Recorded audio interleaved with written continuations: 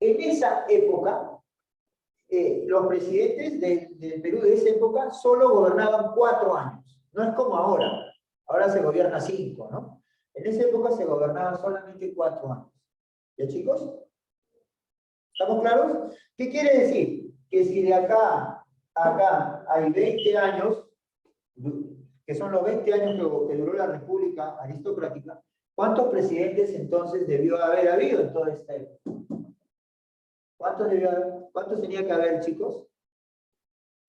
A ver, ¿quién me dice? Matemáticos. Ah, chicos. Yo que no me gustan los números, me doy cuenta. 5 presidentes. Ah, me había olvidado. Ustedes tienen el síndrome de los jóvenes actuales, no quieren hablar, ¿no?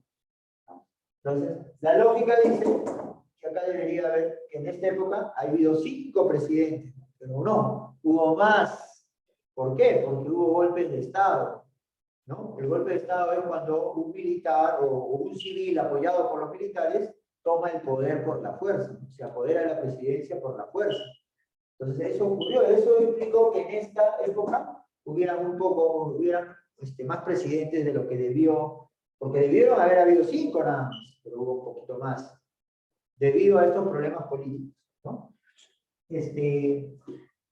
Ahora que estamos en disyuntiva de quién es el nuevo presidente, ojalá no nos ocurra que haya un golpe de Estado, ¿no? Ojalá que no pase eso, porque eso trae muchos problemas sobre todo a nosotros, ¿no?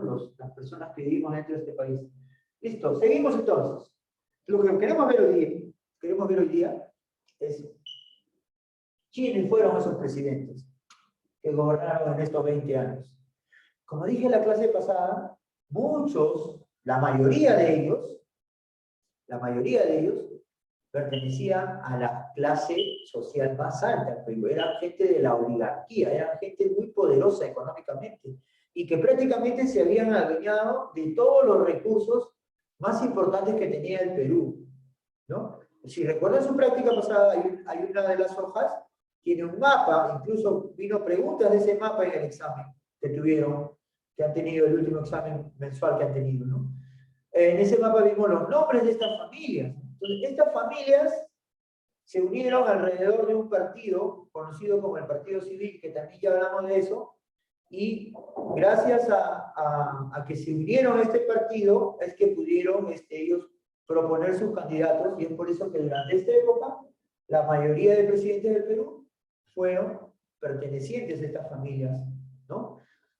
Tenían el poder económico, tenían mucho dinero, y lo que ahora querían y lo que ahora ambicionaban era el poder político, tener el poder completo, ¿no? Dominar completamente, tanto económica como políticamente al Perú. Y bueno, y durante esos 20 años prácticamente lo consiguieron, ¿no? Como por ejemplo el señor José Pardo Ibarreda, que fue presidente del Perú 2 veces en esa época. Dos veces fue presidente, ¿no? Y él pertenecía a una de las familias más ricas y poderosas del Perú. Otro, el señor Manuel Candamo, ¿no? Ustedes ven su mapa, en su práctica, van a ver que Manuel Candamo era un hacendado muy importante. Era una persona muy poderosa económicamente y llegó a ser presidente del Perú. Pertenecía a este grupo. Otro, el señor Eduardo López de la Romaña. Entonces, y los que no fueron de estas familias, pero que en un comienzo pues, pertenecían a este grupo, por ejemplo, el señor Leguía,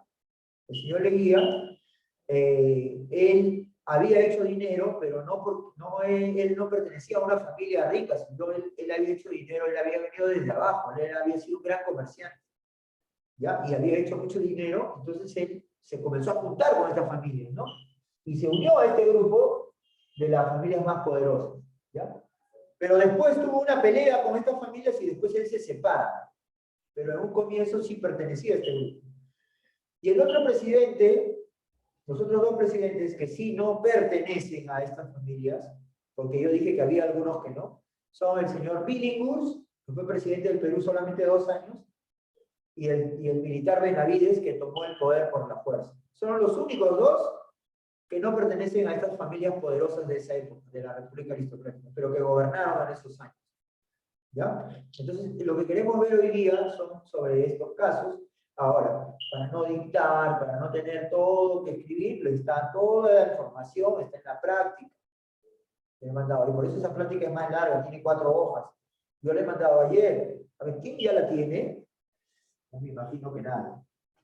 ¿No? Ahora va a tener que proyectar esa práctica. ¿Ya? Entonces ahí hay muchas preguntas que hay que resolver. Y vamos a ir analizando la práctica y vamos a ir viendo. Por ejemplo,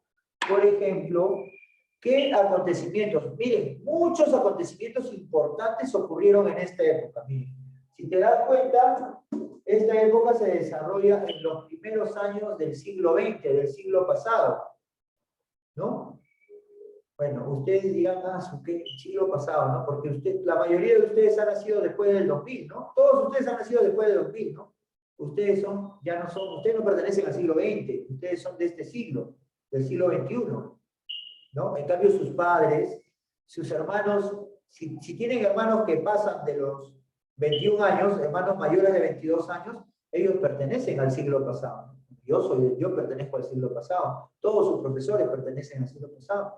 Hemos nacido en el siglo XX, ¿no? Ustedes sí, pues son los chicos, los nuevos chicos, ¿no? Peruanos, pero que pertenecen a este nuevo siglo, al siglo XXI, ¿ya? Pero el siglo XX marca el inicio de nuestra historia con la República Aristocrática, ¿no?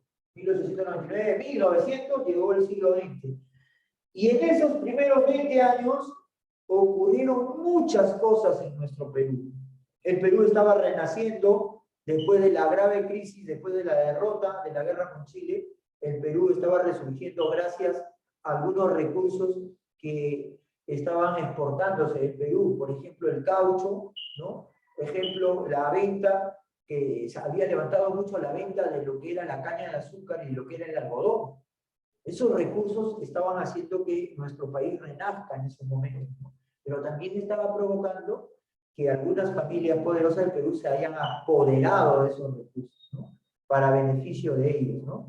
Entonces estas familias se hicieron, de lo poderosas que eran, más poderosas se volvieron. Y para eso necesitaban apoderarse del gobierno para poder manejar todas las leyes que los favorecieran a ellos y todas las leyes que no protegieran a la clase trabajadora, a los campesinos de esa época. ¿Ya? Entonces, durante esa época, aparte de eso, ¿qué ocurrió? Por ejemplo, en el año 1911, ¿no? En plena época de la República Aristocrática, un señor norteamericano, un arqueólogo norteamericano llamado Hiram Bingham, así se llamaba Hiram Bingham, ¿no? Vino de una universidad de Norteamérica, se reunió con muchos estudiantes de la San Marcos y planearon hacer un viaje al Cusco. ¿Y para qué viajaron al Cusco? Porque querían a ver si encontraban algunas nuevas ruinas arqueológicas que pertenecieran al Imperio Inca. Y oh sorpresa, el señor Hiram Bingham, junto con estos estudiantes de la San Marcos, encontraron en lo alto de unas montañas, encontraron las ruinas de Machu Picchu. Recién en el año 1911, nosotros los peruanos sabíamos de la existencia de las ruinas de Machu Picchu. Antes de eso no se sabía acá en el Perú que existían esas ruinas. Lo conocían algunos campesinos que vivían por ahí, pero tampoco le daban la importancia que tenían, ¿no? Hay un campesino de nombre Melchor, que es el que va a guiar a Hiram Bingham y a todos los estudiantes que lo acompañaron, y le va a decir, sí, allá arriba ahí hemos visto unas paredes, unas rocas, ¿no? Y subieron a lo alto de la montaña. Si alguno de ustedes ha ido a Machu Picchu sabe de lo que estoy hablando, porque Machu Picchu está arriba, en la parte alta de unas montañas, ¿ya? Y encontraron todo. Lo que pasa es que la zona donde está Machu Picchu es ya selva, es selva alta, es selva de montaña. Entonces, todas las ruinas de Machu Picchu que ahora tú ves sus fotos, sus imágenes ahora en internet y todo eso, antes del año 1911, todo eso estaba cubierto, era una zona completamente verde.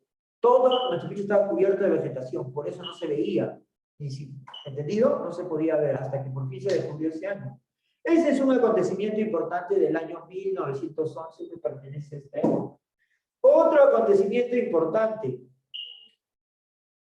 Este año cayó sábado, creo, pero en otros años, cuando cae día particular, es feriado. Y ustedes felices porque ese día no vienen a trabajar. No, perdón, no vienen a estudiar. ¿Por qué? El 1 de mayo, ¿qué se celebra? Feriado. A ver, ¿quién me dice? ¿Qué se celebra el 1 de mayo? Este año no se notó porque cayó sábado, ¿no? ¿Qué se celebra el 1 de mayo, chicos? Es feriado, está en el calendario. Día del Trabajador, Día del Trabajo. Ese feriado se celebra el 1 de mayo. Profesor, ¿y por qué nos habla de eso? ¿Qué tiene que ver con el tema de hoy día? Sí tiene que ver. El 1 de mayo, el Día del Trabajador, ¿no?, tiene que ver con un acontecimiento que ocurrió en esta época. Y te cuento qué pasó. En la época de la República Aristocrática comenzaron a aparecer las fábricas textiles, las fábricas que producían ropa. Y esas fábricas necesitaban gente, necesitaban trabajadores, necesitaban empleados que trabajen manejando esas máquinas, que eran lo más moderno en ese momento, las máquinas de las fábricas textiles. Estas personas, gente trabajadora, gente del pueblo, entraba a trabajar ahí, y los dueños de las empresas los explotaban, los hacían trabajar 8, 10, 12, 14 horas y les pagaban miserias. Los trabajadores eran súper explotados en esa época. ¿Y qué ocurrió? Que en esos años, cuando aparece esta explotación, los trabajadores comienzan a organizarse, comienzan a formar sindicatos, comienzan a formar grupos y comienzan y aparecen, por primera vez, se podría decir en nuestro Perú, aparecen las huelgas de los trabajadores en contra de los empresarios, de los dueños de las fábricas. ¿Y qué reclamaban los trabajadores?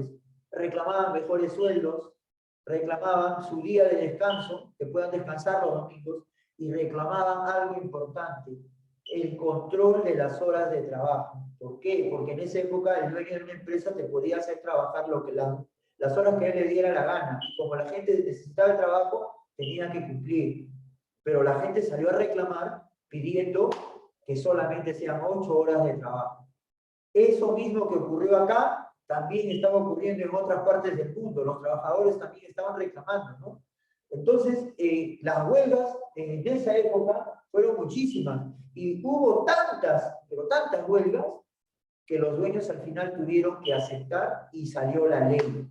La ley que dio el gobierno del señor José Pardo, que decía que a partir de esa fecha, los trabajadores solo están obligados a trabajar 8 horas. Es ahí donde nace la ley de las 8 horas de trabajo. Y que después de las 8 horas, si el trabajador desea trabajar más, va a ser porque el trabajador se ha puesto de acuerdo con el dueño y el dueño le tiene que pagar esas horas extras que está trabajando. Eso es algo común en esta época, pero que antes no existía. Eso, ¿quién lo consiguió? Los trabajadores de esta época de la República Aristocrática, ¿no? Y por eso quedó instaurada esa fecha, ¿no?, como recuerdo de la lucha de los trabajadores de esa época, y el 1 de mayo es declarado Día del Trabajo, Día del Trabajador. Incluso hasta ahora es, y es feriado. Es feriado. Este año no se notó porque creo que cayó sábado, ¿no? Pero es feriado. ¿Ya? ¿Cuándo nace esa fecha? En esa época. En la época de la República Aristocrática, otro acontecimiento importante, pero que no ocurrió acá en el Perú, sino en el mundo, estalla la Primera Guerra Mundial en el año 1914. La Primera Guerra Mundial es una gran catástrofe para la humanidad, porque hubo millones de muertos, pero el Perú no estaba en la guerra. ¿En qué tiene que ver el Perú? ¿No? En cierta forma, miren, a veces algunas cosas negativas a veces favorecen a otros, ¿no? Al Perú lo favoreció la guerra. ¿Por qué lo favoreció la guerra? Porque los países que estaban en estas guerras, ¿no?, Alemania, Inglaterra, Estados Unidos, Francia, Italia, todos estos países necesitaban comprar productos porque no tenían tiempo. Por ejemplo, productos agrícolas, productos mineros, por ejemplo. Ellos no podían en ese momento producir porque estaban en guerra. Imagínate, en plena guerra se dedican a la agricultura. No se podía. Entonces, estas potencias, países poderosos, necesitaban comprar estos productos. Y uno de los países que vendía estos productos era el Perú. Entonces, por eso, una desgracia, porque una guerra es una desgracia, económicamente ayudó un poco al Perú, porque el Perú comenzó a vender estos productos, sobre todo productos agrícolas y también productos mineros, ¿no? O sea, a una desgracia para unos y algo que nos favoreció, ¿no? Eso también ocurrió en esa época, ¿no? Entonces, es la época de los grandes cambios, es la época donde se dan los primeros vuelos de avión, es la época donde el famoso Jorge Chávez, ¿no? ¿Se saben quién es Jorge Chávez? Sí, profe, el aeropuerto se llama, ¿por qué se llama Jorge Chávez el aeropuerto? Que hay acá en Perú, por un personaje de nuestra historia, ¿no? ¿No? Que es peruano, ¿no? Pero que no murió acá, sino murió en Italia, es un aviador, ¿no? Probando los primeros modelos de aviones que se estaban fabricando en el mundo, tuvo un accidente y el avión chocó con una montaña conocida como el nombre de los Alpes, allá entre Suiza e Italia, ¿no? ¿No? Y es un personaje de nuestra historia. También falleció en esa época. También falleció en esa época. Pero hay que aclarar algo. Este personaje, Jorge Chávez, nunca estuvo en el Perú tampoco. Era peruano, sí, pero él nació, si no me equivoco, nació acá, pero desde niño se fue ya, desde bebito se fue a Europa, ¿no? Ya, por eso se dice que casi ni conocía el Perú. Pero de todas maneras es un personaje de nuestra historia y ya sabemos que hasta el aeropuerto del Perú lleva su nombre. Todos estos acontecimientos son de esta época. Las rebeliones, las intensas luchas entre los campesinos y los hacendados. Los hacendados, como estaban protegidos por las familias poderosas que gobernaban el Perú, los hacendados eran muy abusivos, ¿no? Y maltrataban mucho a los campesinos. A pueblos enteros les quitaban sus comunidades, sus territorios para apoderarse de ese terreno, ¿no? Era una época muy, muy triste, sobre todo para los indios, para los campesinos, ¿no? Y el remordimiento, por ejemplo, el señor Leguía, ¿no? Le pesaría la conciencia, seguro, declara también por esa fecha que el 24 de junio sea el Día del Campesino. Y estamos ya a pocos días de celebrar el Día del Campesino, ¿no? Bueno, no es feriado, pero sí se considera dentro del calendario cívico. Voy a abrir la práctica, a ver si podemos ir respondiendo a las preguntas. Eso tiene que estar en el cuaderno, ¿ya? Vamos a entrar a la práctica, chicos. Ya. Muy bien, acá lo tenemos. Si ustedes ven acá en este otro lado, vas a ver que son 4 páginas. ¿Ya? Entonces me paso para acá, vamos a ver la primera, la República Aristocrática y Gobernantes. Acá está. Por ejemplo, el gobierno de Leguía. Acá tenemos datos sobre el gobierno de Leguía, vas a tener que leer para resolver tu práctica. Por ejemplo, algunas de las cosas importantes de esa época. ¿Qué pasó durante el primer gobierno de Leguía? Se produce el primer paro significa huelga general, 11 de abril de 1911, iniciado por los obreros de la fábrica de tejidos vitales, ¿no? Los obreros de la fábrica textil se inician una de las primeras huelgas que hay en el Perú. Se promulgó la ley de accidentes de trabajo, ¿no?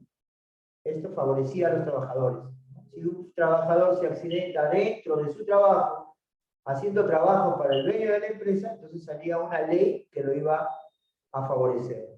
Se adquirieron los primeros aviones. En el Perú compra por los primeros aviones que se habían inventado en este época. Acá está lo que conté. 23 de septiembre de 1910, Jorge Chávez realizó la hazaña de cruzar los Alpes y lamentablemente falleció ahí después, ¿no? Chocándose con la montaña. Otra, el norteamericano Hiram Bingham encontró Machu Picchu el 24 de julio de 1911. Todo esto ocurrió durante el gobierno del señor Augusto Bernardino Leguía, ¿no? En su primer gobierno. Otro acontecimiento acá, esto del Día del Carácter, ¿no? Don Nicolás de Piérola, que ya hemos hablado mucho de él, ¿no? Tenía algunos hermanos y primos, ¿no? Familiares de él, que querían obligar al presidente Leguía a que renunciara, ¿no? Y lo toman prisionero, pero al final Leguía no acepta, ¿no? Entonces después estos personajes, estos personajes familiares de Nicolás de Piérola fueron fusilados, ¿no? Entonces por eso se le llama el Día del Carácter, porque el señor Leguía, a pesar de ser prisionero de los hermanos de Piérola, no aceptó renunciar. Ahora vemos este otro gobierno de este señor, al que le llamaban Pan Grande. Era un gobierno populista, un gobierno donde este señor sí no apoyaba a las clases altas, más bien apoyaba a las clases populares, ¿no? Y realizó algunas obras. Por ejemplo, él dio la ley de la jornada de las 8 horas, pero solo para los obreros que trabajaban en el Callao. No lo dio para todo el Perú, solo para un grupo. Permitió que haya huelgas, ¿no? Ley de derecho a huelga. Creó los barrios obreros, como el que se encuentra en la Victoria, por ejemplo, ¿no? Luego de él viene el gobierno militar de Óscar Benavides, ¿no? Acá es donde se produce o se da inicio a la Primera Guerra Mundial, ¿no? Durante el gobierno de este personaje. Esta sublevación, Rumimaki significa mano de piedra, es cuando se rebelan los indios de Puno contra los asentados, ¿no? Una rebelión muy importante de esa época. Y acá está el segundo gobierno de Pardo. Y esto es lo que yo quería, de lo que yo les hablé. Se dio la ley de jornada laboral de 8 horas en todos los sitios de trabajo. Se dio la ley del salario dominical, o sea que el día domingo, así no trabaje, se le tiene que pagar. ¿Ya? Se establece la libertad de cultos, o sea, cada persona podía elegir la religión que quisiera. Se reguló el trabajo para mujeres y niños, ¿no? Todo eso durante este gobierno. ¿Ya? Ahora, acá tenemos varias preguntas que ustedes van a tener que resolver leyendo la práctica. Ahí en la práctica están las respuestas. Por ejemplo, dice, ¿durante qué gobierno se permitió el ingreso de las mujeres a la universidad en el Perú? Van a tener que leer e investigar dónde se dio esa ley que permitía a las mujeres. Hasta esa época la mujer no podía ingresar a la universidad. Bien, vamos a salir de acá. Nos están quedando todavía. Vamos a ver un video de esa época para que después puedan contestar las preguntas, ¿ya? Déjenme ubicarlo un momento.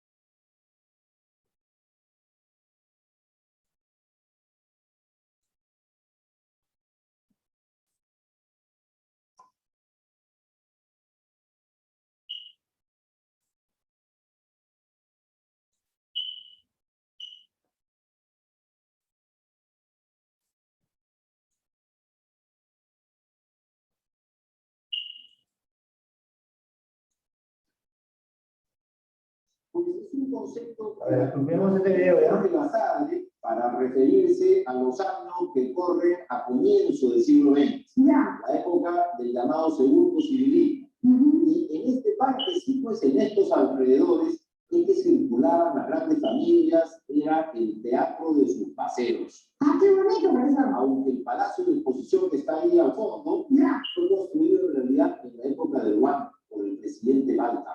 ¡Ah, dio mucha plata! Eso. Artistas, burgueses incipientes, comprometidos en la exportación de minerales y exportación agroindustrial, es en la República aristocrática. En cambio, tiene un grupo cerrado, pequeño. Entonces, república oligárquica me parece una etiqueta más adecuada.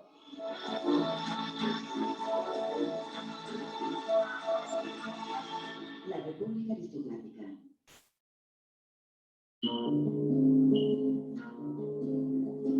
Años atrás, en su conocido libro sobre la historia de la República, Jorge Basadre acuñó el concepto de República Aristocrática. Con ese título, Basadre analizó los años que van de 1895 a 1919. El gran historiador tacneño pensaba que la época había estado dominada por un grupo de grandes familias que dispusieron tanto del poder político como del económico. Estas familias estaban estrechamente emparentadas y formaron un círculo cerrado que poseía una mentalidad aristocrática.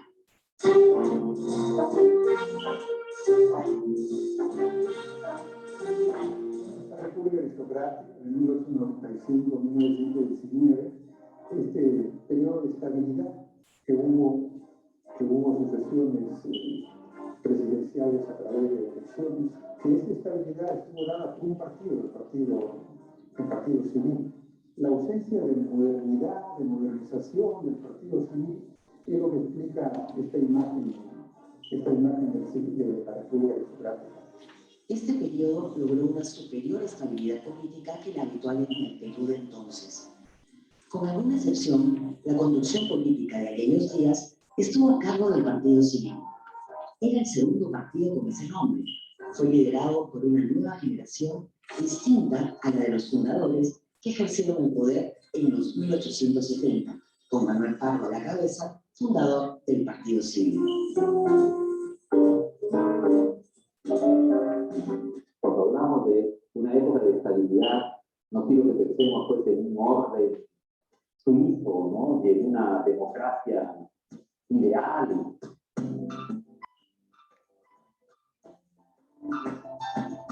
Había muchos conflictos sociales y políticos que tenían que resolverse de formas poco católicas, podríamos decir a veces, con el uso de soldados, violencia.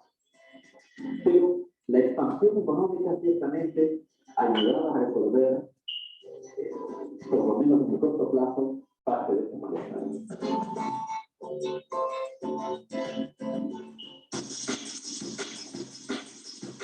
El concepto de república aristocrática fue profundizado por los historiadores Alberto Flores Galindo y Manuel Burga en un libro publicado en 1980. En ese texto se razonaba sobre la naturaleza de la clase dominante peruana, argumentando que no había sido dirigente. Es decir, que los poderosos habrían desplegado su liderazgo social y económico en forma cerrada y excluyente, pero que a la vez se habían subordinado a las grandes inversiones de origen extranjero. Es una clase rentista, como se dice frecuentemente, vivían de la renta de las haciendas, autoandinas, autocosteñas. También había emprendimiento en algunos actores de este grupo civilista. No hay que recordar a Felipe Pardo, el hijo de Manuel Pardo, en la modernización de Tumán, y lo que la hacienda Tumán va a hacer después, una hacienda moderna, y las haciendas que están cercanas, Cayaltí, Pata o Pucalá, que también se modernizan como consecuencia de la obra emprendedora de Felipe Pardo. Los señores de la época habían sido autoritarios y cerrados adentro del país, y al mismo tiempo abiertos y entrevistas con el de afuera. De esta manera, la clase dominante habría sido aristocratizante, en el sentido que era rentista, ociosa y dedicada a los placeres mundanos. Es más, la condición de subordinada dentro de su propio país fue adquirida por la clase dominante precisamente en estos años.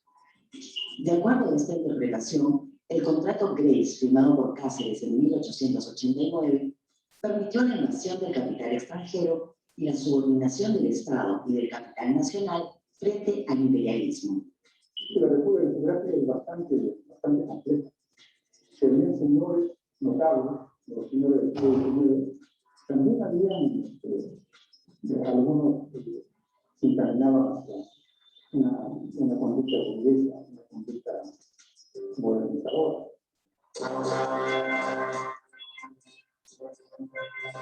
Hacia fines de los 80, el concepto de república aristocrática fue cuestionado y sometido a revisión. El historiador Alfonso Quirós encontró una clase dominante nacional bastante activa y emprendedora. En su interpretación, después de la reconstrucción que siguió a la Guerra del Pacífico, la economía nacional se liberó del rentismo propio del guano. Esa excesiva dependencia en un solo producto de exportación, el guano, estaba impidiendo el despegue capitalista del país. Por ello, los años finales del siglo XIX y el comienzo del siglo XX fueron duros, porque el país recién salía de la derrota. Pero a la vez fueron años signados por el despertar del capitalismo. El signo de los tiempos no sería entonces la perpetuación de la mentalidad aristocrática, sino el desarrollo de la iniciativa capitalista. Hay que reconocer las dos formas. Era un grupo oligárquico, pequeño, y como tal, los lazos matrimoniales, familiares, le daban un carácter cerrado, sin duda. En ese sentido, podríamos entonces representar que es un grupo cerrado, oligárquico, que manipulaba la política. Pero por otro, es cierto que tenía un espíritu empresarial, capitalista, que haría que la palabra aristocrático no sea muy adecuada, ¿no?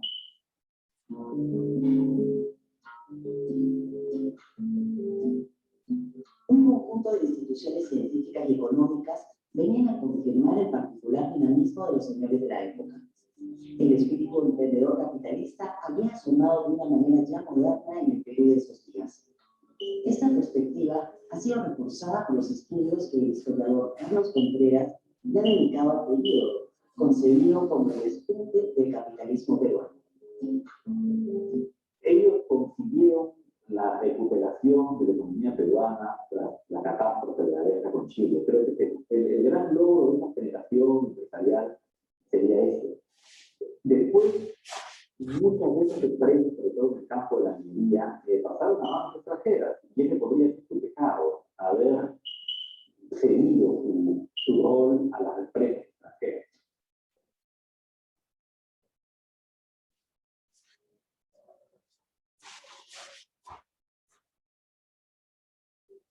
Bueno, chicos, vamos entonces, de acuerdo también a lo que hemos estado viendo, ir desarrollando la práctica, ¿ya? Todos agarren su lapicero. Vamos a buscar después para la práctica un momento.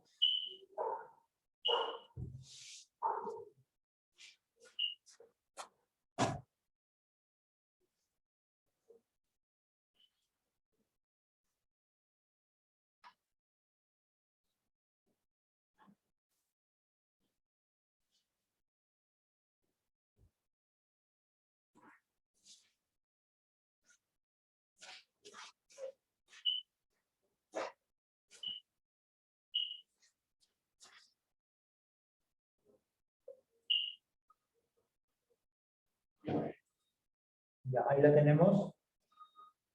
A ver, como ya saben, son 4 hojas que tienen que estar pegadas en el cuaderno. En la quinta vamos a poner desarrollo de la práctica y comenzamos a desarrollar las preguntas que están acá.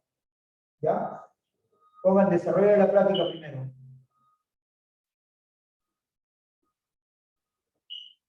Ya vayan poniendo desarrollo de la práctica.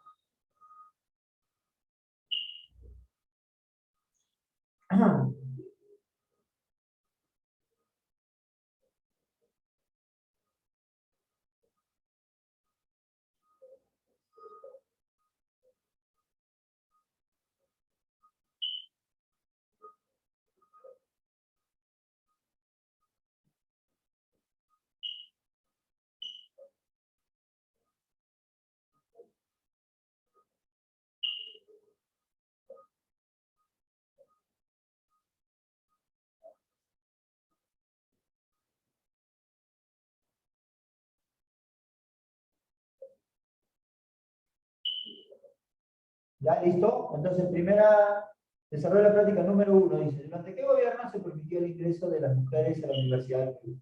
Ponen, durante el segundo gobierno de José Pardo. A ver, respuesta de la número 1, durante el segundo gobierno de José Pardo. Chicos, se va a cortar, todos volvemos a entrar ya para pasar la lista también.